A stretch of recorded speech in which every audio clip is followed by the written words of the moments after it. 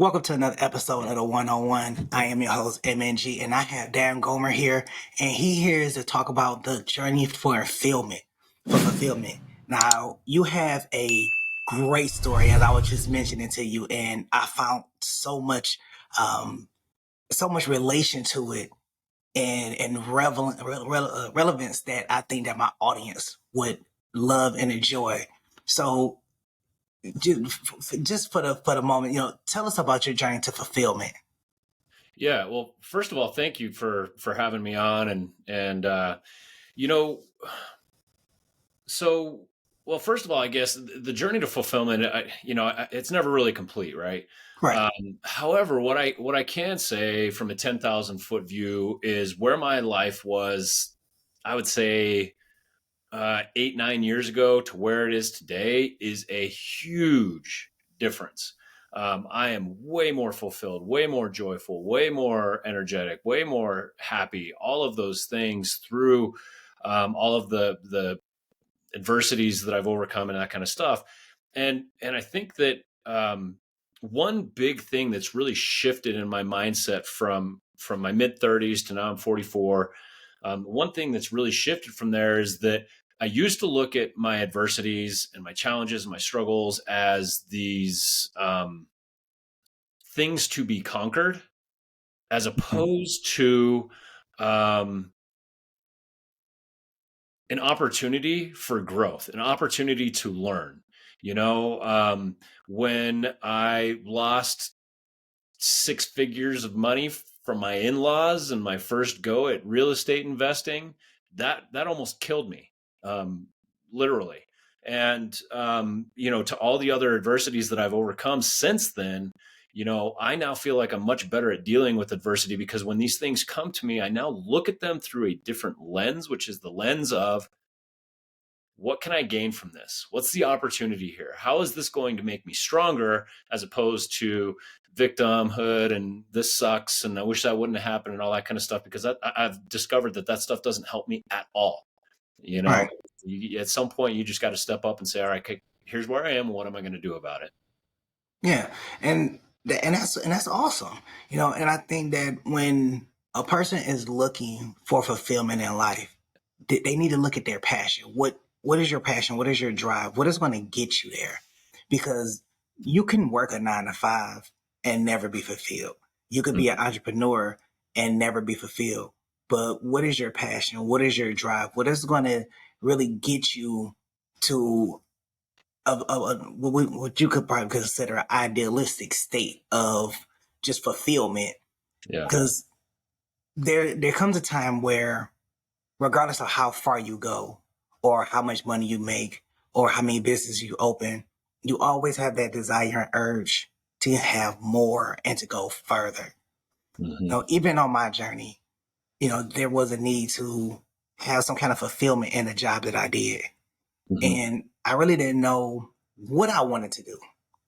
Starting out at 18, then I had a kid at 21. So that kind of altered the trajectory of my path. So then I kept looking like, okay, well, what do I want to do with my life? Where do I want to go? I always knew I wanted to own a business. I always knew I wanted to get into real estate. But, sometimes the path and the avenues aren't necessarily readily available in some cases. Yeah. So then I had to seek alternative means. I had a mouth to feed.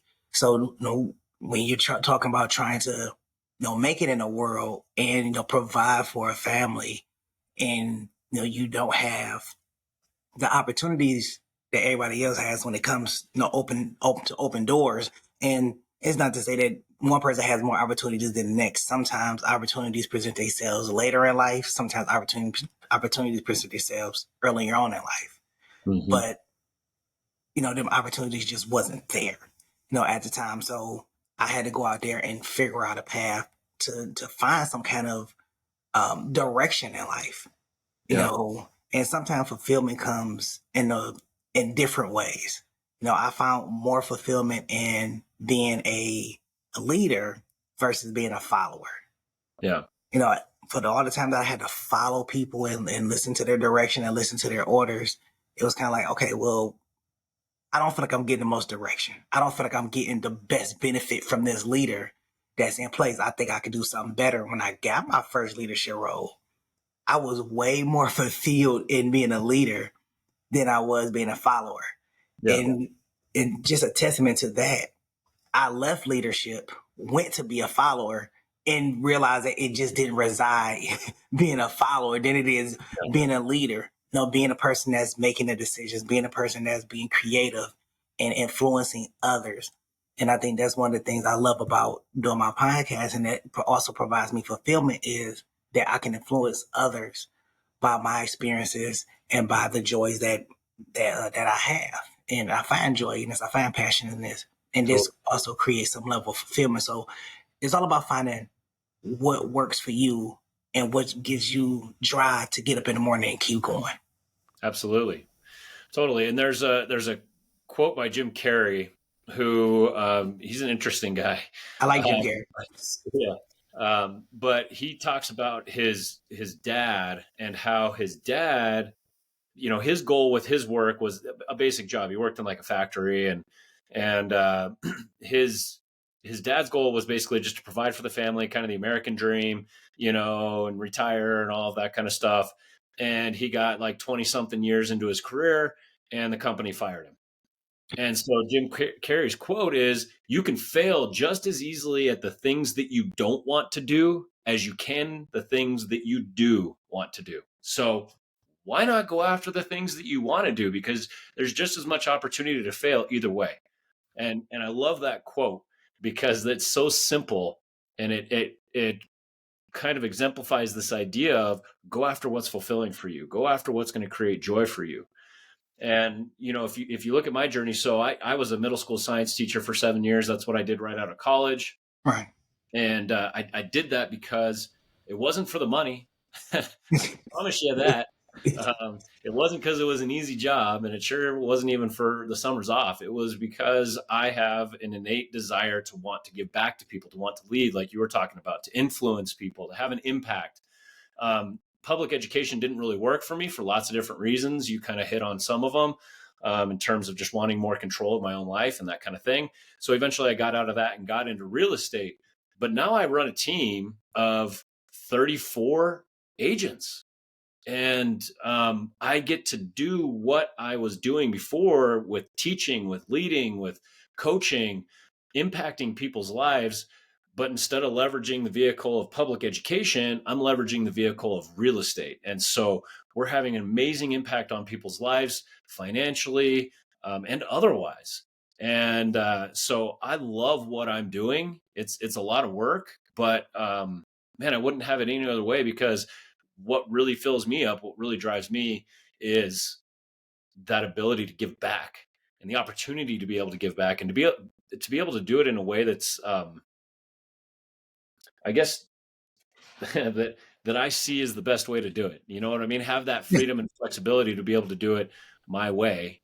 And the people who get it, and the people that don't, and that's fine. But I'm just very grateful that I get to be in a position where I can impact people's lives now. And it's one thing that I want to highlight there is now one thing is that you're influential.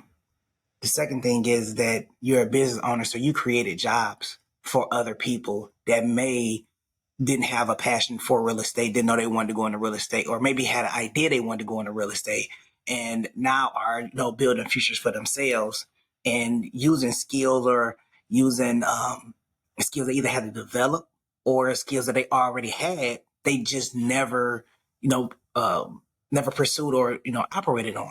Because you could be charismatic, but not use that charisma for for anything. Right. You can persuade a great conversation, but not knowing you could be a great salesman. Exactly. Yeah. Yep.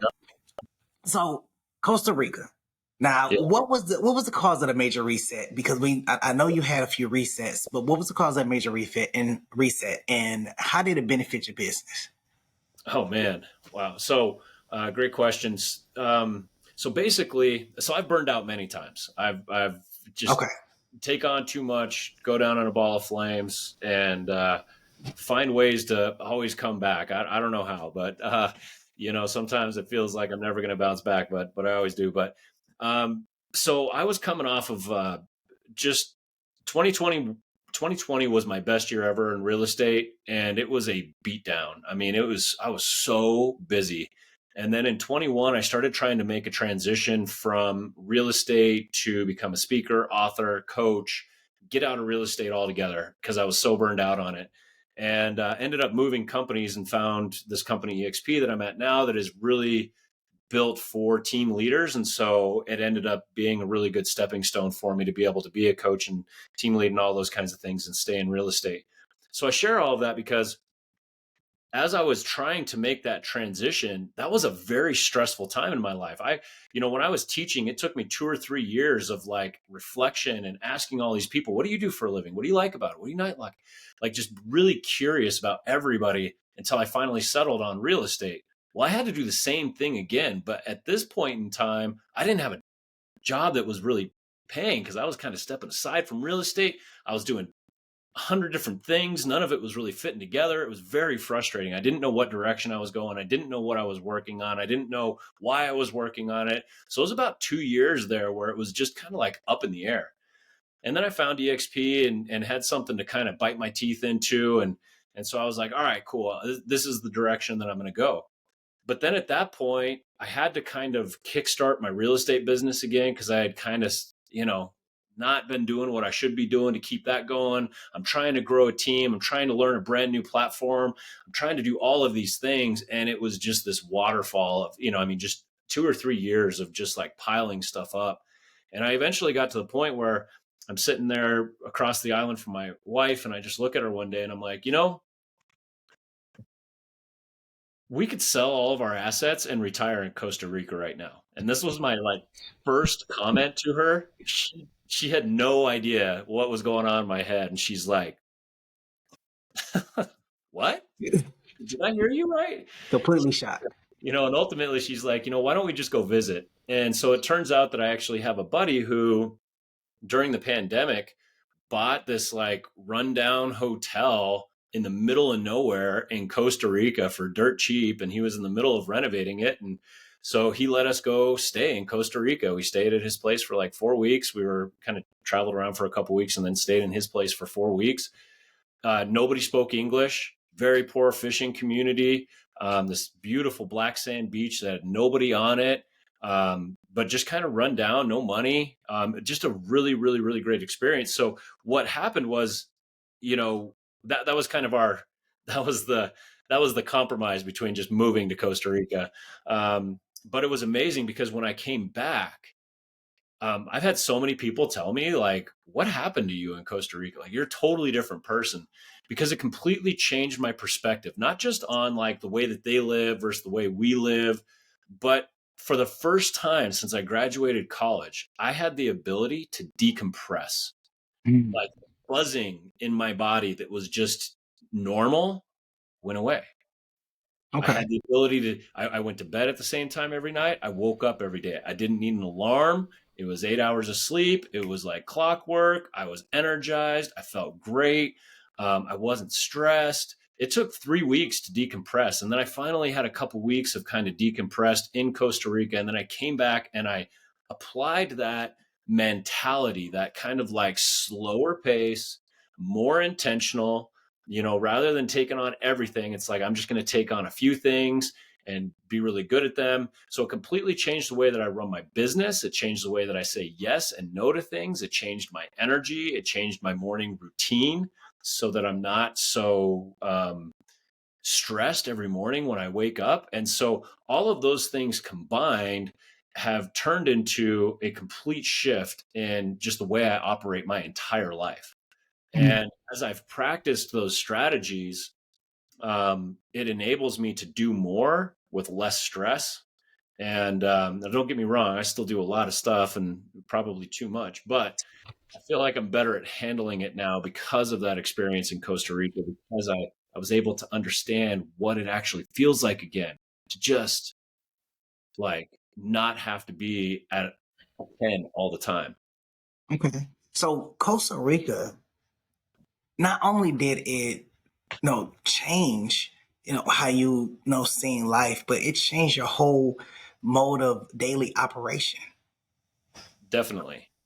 So, Yeah. changing routine. Now that is definitely a major reset because, the mindset before, with trying to figure things out and then coming back, and now you can handle more, you less stressful, I dare I say, more clear minded, focus on all your objectives and tasks that you have to do for the day than you were before. Like that 4 weeks was a huge transformation. Absolutely. Yeah. And I mean, if you look at something just as simple as the daily routine, so I didn't realize, I thought I had a good daily routine, morning routine, I should say.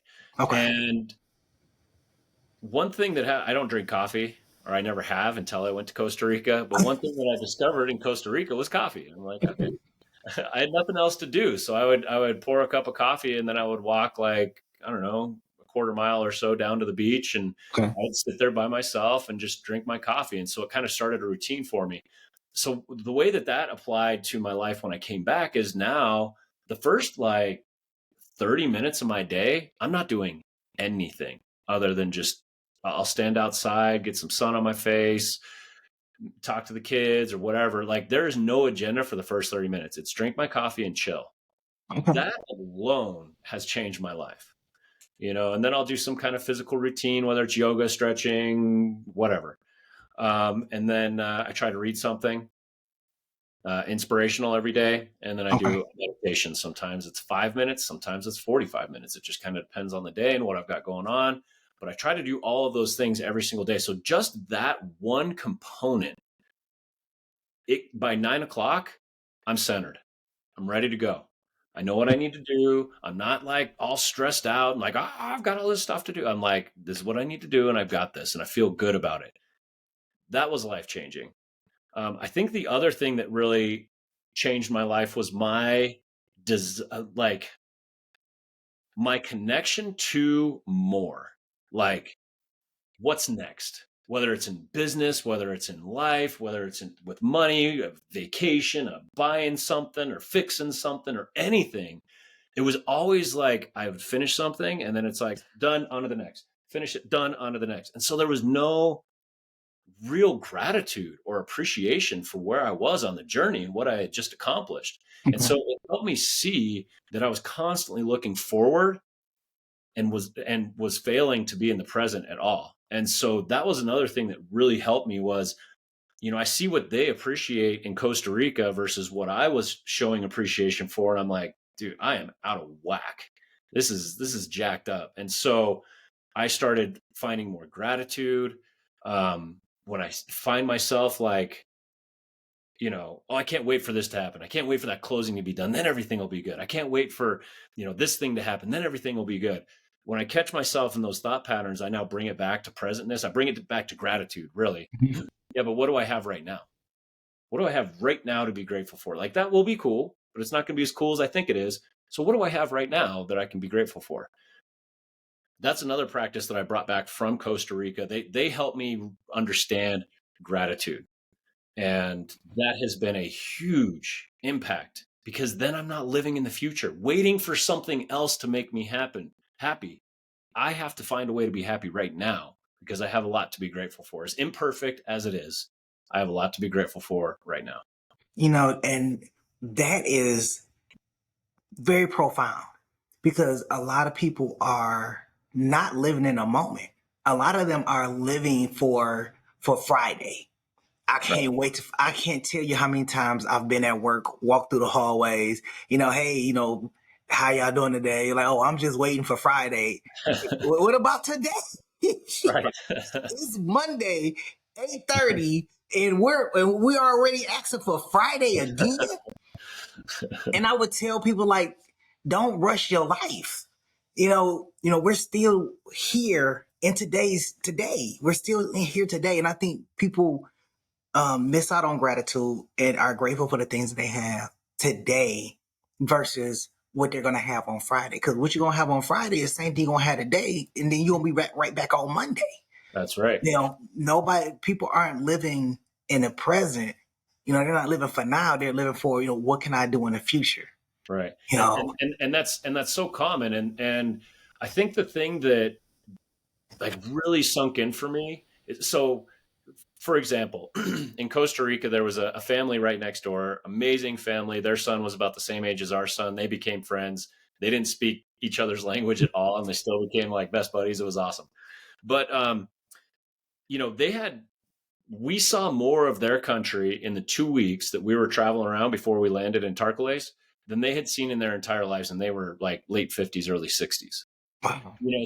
So that just kind of, and they were happier, and so it really just hammered home this idea of, man, they wake up every day and they just kind of do the same thing. They spend a lot of time with their family. They kind of eat the same food pretty much. They kind of have the same work that they do every single day, and they're happy. And so, there's this idea, I think, maybe in our country and in other countries too, of like, well, that thing out there is going to be amazing when I get the jet, when I get the yacht, when I get the raise, when I get the weekend, when I get the whatever. And the reality is, you get there, and I got bad news. You're still you. It's your life right here, right now. And so, by coming into the present, we really get to see what life is all about. Those future things are not as great as we pretend that they are. And how many times do we have to experience that? You're absolutely right, because what happens is, and this is probably not all people, that this is enough, where we look at the materialistic things and think that if we have something material, then it's going to alter the people's perception of us. It's going to alter our perception, and then we're going to be able to do more and do greater things. And that's not the case, because it starts with you. There's no amount of material things that's going to change who you are or who you appear to be to other people. The flashy car is not going to change who you are or who you appear to people. You're still going to be the same person, and trying to, okay, well, when I get here, then, life is going to be greater. Life is going to be better. And then you get there and you realize, as you said, you're still the same person. Nothing has changed outside of the vehicle you riding in, the clothes you're wearing, or the money in your bank account. Nothing changed. You're still the exact same person. Yep, And I think people miss that when they're going out there and achieving their goals, and they're looking to make an impact, and the impact that they're looking to make, the reality versus the idea versus the reality is not the same. right. In my mind, hey, this episode is going to blow up. In reality, dang, why didn't it blow up? And is understanding that, and then bringing it back to that realism, that having that reality and having that understanding that, going forward, you have to understand the reality behind what you're doing and why you're doing it. Absolutely. And So yeah, and once again, it's if we can, I think the easiest way to can that whole thing is, if you can't enjoy your life right now, you can't enjoy your life tomorrow. that is true. I think Socrates said it best. He said, "The unexamined life is not worth living." What So is it? the unexamined life is not worth not the unexamined life is not worth living. Totally. Yeah, Yeah. love quotes by Socrates. So there were two turning points in your career. What were the instances that made you reevaluate your life? Mm. Well, so, well, there's been a lot of turning points. I would say the biggest turning point in my life was when I think I was 35, and I had left education about 4 years prior. Was doing took a loan from my in-laws. Was using that money to do investments, and essentially lost it all. Lost all of the money that they gave to me, and had to go to them and be like, "Hey, sorry, like, your money's gone."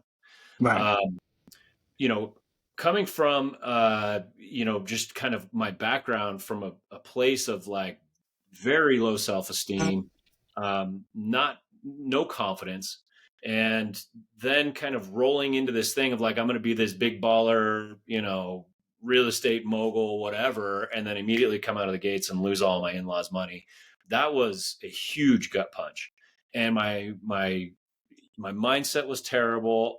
I was overweight. I was angry, all of these things. I was not self-reflective.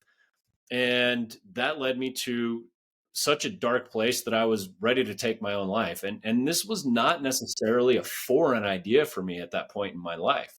I'd thought about this for a long time, but it came to a head one day. I was sitting on my bed, and it was kind of like, all right, it's time to either do something or stop complaining about it. And I thought about my wife and my kids, and was just like, what am I doing? Like, I can't do this. And that was a huge turning point for me. And one of the things that I love about that moment is that, you know, our lives can go from A to Z in an instant. It can. That's what my life did. It went from A to Z in an instant. I went from, yeah, maybe I'll just end it, to I will never go back to that place ever again, like that. Soon as we make that decision within ourselves, we can change our life. We can change our perspective of life, because at the end of the day, our life is really only our perspective. Right. So however we choose to frame our life is our life. And I chose to frame my life at that moment, um, as I have the power and the ability to lead a better life. And I'm not going to do this negative thing anymore. I'm going to figure this out. And I started doing personal growth and development. I started reading leadership books. I started, asking questions. What's next? Where am I going? Why am I doing the things that I'm doing? And all of this kind of stuff that ultimately led me to where I am today. And those thoughts don't creep up anymore. By the way, here's the other thing. These thoughts were so ingrained in me that whenever anything was going wrong, it was just like, wow, I could just kill myself. Like, it was so automatic. Yeah. And eventually I got to the point where it's not even in my brain anymore. Like, it never comes up, because I have trained myself. As soon as I would have that thought, I would be like, that's not what we're doing anymore. So what are you going to do about it? That's not what we're doing anymore. What are you going to do about it? And eventually my brain went, oh, okay, this isn't the way we do things anymore. Now my brain goes, hey, this really sucks. What are we going to do about it? That's what the automatic, response is in my brain. And that Right. didn't happen because I thought it would be cool or whatever. It happened because I did it over, over and over and over. And I trained my brain like a dog through repetition to do what I wanted it to do. And now my brain does what I want it to do. Um, so that was a huge, obviously, turning point for me. And man, I would say probably the second biggest turning point in my life was Costa Rica. And we already kind of talked about that, Yeah. what the Yeah. benefits were from that. But those two moments are points in time that I can look back at and just be like, I was this way before the event, and I was this way after the event. Things will Now, never be the same. now Dan, I'm going to say this, and what you said was very captivating, and it touched me, deeply, because I've been in those dark places. I've had those thoughts, and it's so surreal sometimes, because you can be in a place so dark and so depressing and still walk around with a smile on your face, because the easiest thing you can do is to walk away from everything and say, I don't want to deal with it anymore. I don't have to deal with it anymore. And I can take this route out, and I can possibly restart. Maybe I can restart somehow, some way. And everybody is so much better off. It's crazy how in those dark times, the darkest times, the voices are the loudest Mm, when it comes to when you want to give up. They are the loudest. They're bigger. They're more boisterous. They're there, and they're inescapable sometimes, because your mind focuses in on such negativity. But as you said, you have to retrain yourself to the positivity, and it's so hard to keep a positive and optimistic mindset when everything is not going your way. absolutely. And I definitely have to applaud you on that, because there are people that have took that route. And I'm not going to say it's an easy route, but they took that route and they gave up. And you know, my heart goes out to for anybody that is struggling with these dark thoughts, that are struggling in any kind of way. I've had I've known people that have taken, you know, taken their lives because of hard times or because of something that was happening at work or because of something that was happening in their personal life, and they never talked about it and never went to seek help, you Yeah. know. And for those that have came out of it, I applaud everybody that's able to come out of there, but my heart goes out for those that did not come out of it. It Yeah. is a very rough situation when you're dealing with something like that. And I've been there. I have been there more times than I like, to be quite honest. Well, and so, well, there's a couple things that, you had said that people can walk around with a smile on their face and still be in those really dark places. I wrote a book a couple years ago. I finished it during COVID, Okay. and I talk about this experience. And so when I, you know, released my book, people read it and they were like shocked. My wife didn't even know that I was in this spot. Like Yeah. nobody knew. Yeah. Like I was so good at concealing it. It was a shock to everybody. And so, you never know who's going through something like this. And Right. man, like if anybody hears one thing from this episode, hear this. There are not enough people asking, how are you? And like actually meaning it. How are you? How are you doing? Especially people in leadership roles. True. Nobody comes up to the leader and says, hey, how are you doing? What's going on in your life? How can I support you? It just kind of naturally trickles down, right? And Right. so, I've started calling all my friends who are in leadership roles and saying, hey, I know you never get asked this, but how the heck are you doing? Like, seriously, like, tell me what's going on in your life. And they are so appreciative of having somebody come to them and just talk to them. And who knows if some of them are in those dark places? I don't know. They haven't opened up to me about any of that, but that's irrelevant. I know that it helps just to have them kind of open up about those things. And there's just not enough people building community right now and True. just like Very really true. leaning into other people and like seeing how they can serve and looking for ways to give back, which can be as easy as how are you doing? Right. So And, and you're absolutely right. I even for, and this, and I think this dials more into just being a man and carrying those burdens and not being as expressive as we're supposed to be, right? Not showing emotion like we're supposed to, and that can come from a lot of different places, whether it's coming from when how you're being raised or anything. right. Um, but I even check on some of my friends and I just ask them. I say, hey, are you okay? Is everything is going on? Because we need that community. We need to lean on somebody because we don't show that expression. We don't want to show weakness, and it's difficult, Mm, to be open and be vulnerable, in a man in such a modern time. yeah. So what do you do when you have or when you have had those moments of you're in the dark place? What do you do to like I'm curious, what do you do to change your mindset? I'll be honest. The first thing that when I was in the darkest place and probably one of the most recent times, um, first thing I did was cry, just to get out the pain, just to get out the frustration, just to get out the anguish, um, and just let it get out. And then I wake up the next morning and I go back to grinding. Hmm. Um, I can't. I never had the ability to cry coming up because it wasn't acceptable, Right. and I had to carry that burden. So now as an adult, and what I train my son is it's okay to express yourself. It's okay to cry. It's okay to get it out. But just know that the next day you got to get back to it. Sit in those feelings, recognize those feelings, understand those feelings, but just know that the next day you can't dwell in it. You got to get back. You have to get back to it because the moment you start dwelling in it is when you start to have those negative thoughts, when you start to revisit the incident all over and over and over again.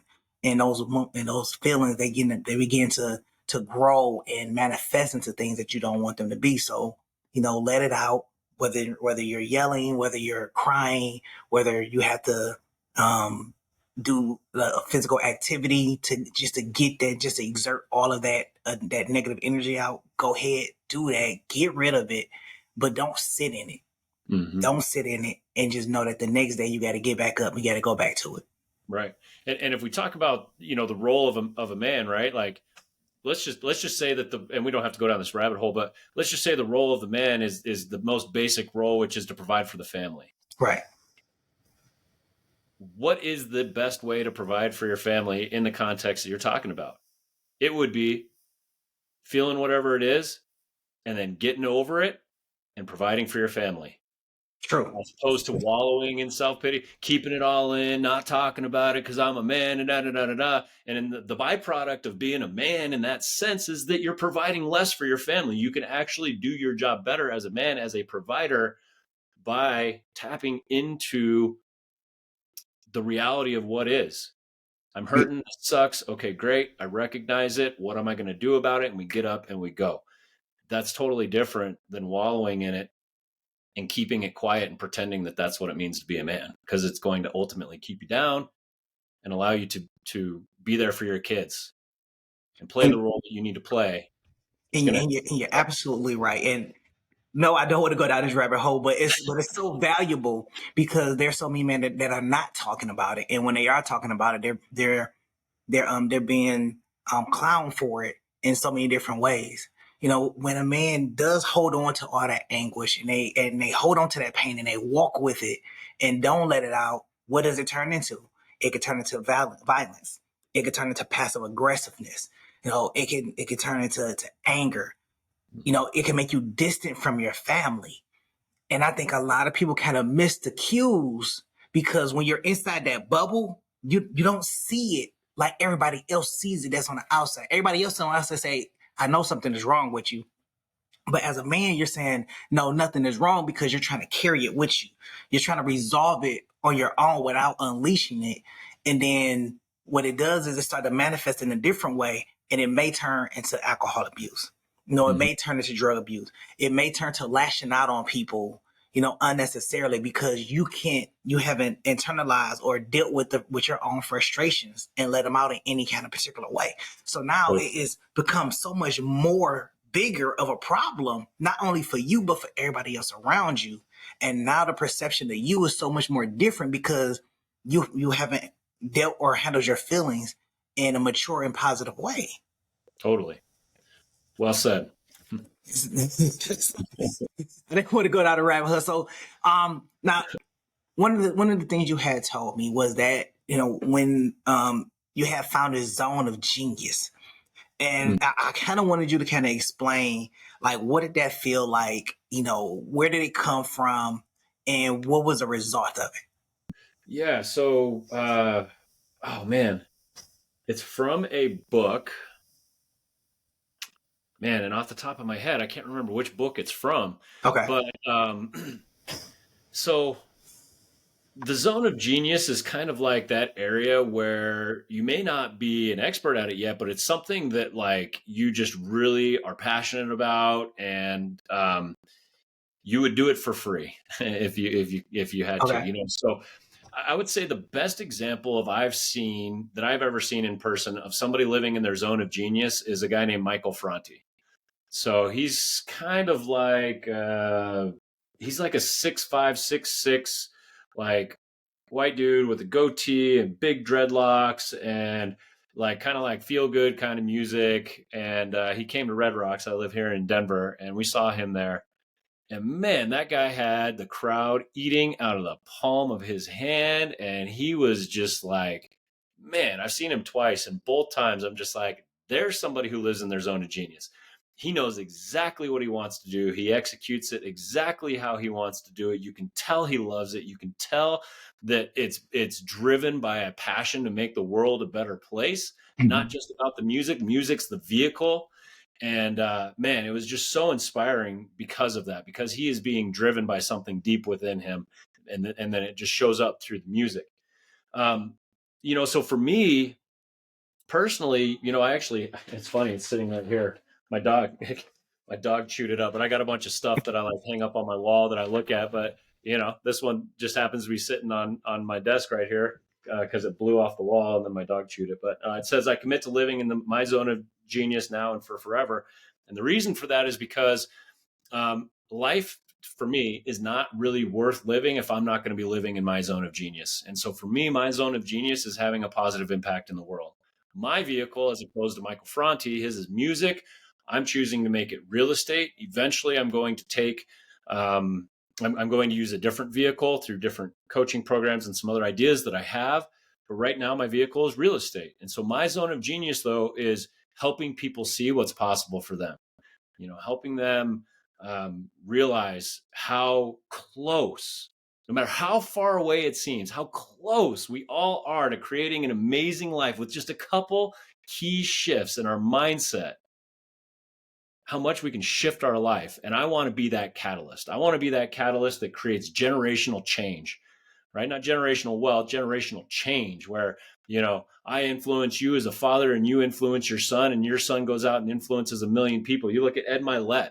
Ed Milet, I don't know if you know him, but he tells the story. He's huge speaker, has this monster podcast, and he owns an island, right?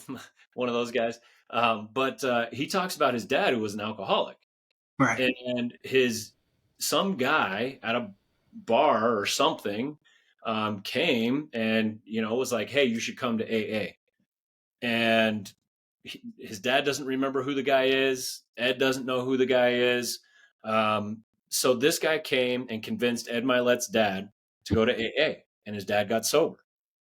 Okay. And it completely changed the trajectory of Ed Milet's life and turned him into somebody who is now influencing millions and millions and millions of people all across the world. There's this one person, this ambiguous being somewhere, who had one conversation, and that one conversation changed millions of people's lives, myself included. Like, that's generational change. Like, that's my passion. That's my zone of genius. Like, that's what I'm good at, and that's what I want to pursue. And so as long as I am doing that, I can grind. Right? Because then it's fulfilling a deeper purpose within myself. Okay. All right. So let me ask you this, based on as on genius and coaching and, want to influence everybody, what advice would you tell parents that are burnt out and trying to change careers? Great question. So I actually do have a coaching program. I only do it with my real estate team now.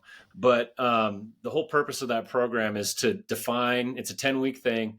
What do you want and why do you want it? That's it. It sounds basic, and it kind of is, but it's also very deep work if you really dive into it. Okay. So, man, if somebody's looking to change careers, I think, well, I guess I'll speak from my experience. When I was trying to change my career in education, I got really curious. What do you do? What do you like about it? What do you not like? Right.